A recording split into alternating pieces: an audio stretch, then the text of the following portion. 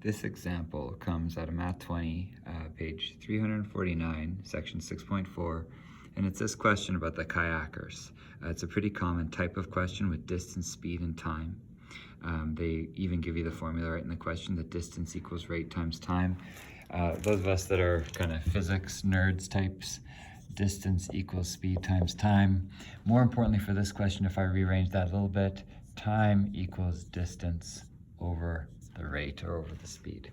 So they ask us to fill in this table, and what that's going to look like is, this should be 18 kilometers downstream, 8 kilometers upstream.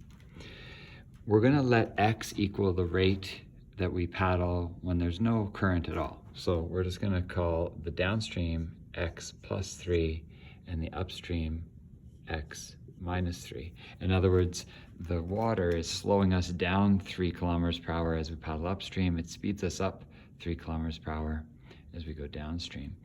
And now this is the place that students start to mess up, is the time section. For time, we're just going to use the fact that time is distance over speed. So for this one, it's 18 over x plus 3.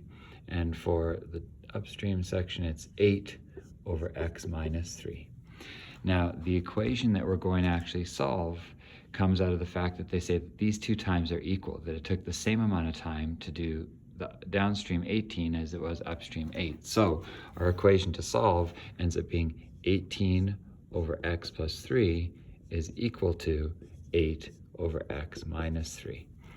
That's usually the biggest trouble students have with this question. The solution to it after that ends up multiplying both sides by the common denominator and solving it. So I have that solution here for you. Since you're on a video, you'll be able to pause it and take your time through it. But I multiplied both sides by the common denominator, ended up with, actually in this case, a fairly simple equation to solve, linear, not quadratic, and I ended up with 7.8 kilometers per hour as the rate in still water. The answer to the last question about the non-permissible values is just the fact that none of the denominators can equal 0, so you can't have x equal 3 or negative 3, but our answer is definitely not that. Our answer is that the rate in still water is 7.8 kilometers per hour. And if you check it all through back to the beginning and see, okay, if I went 10.8 kilometers per hour downstream for 18 kilometers, how long would that take?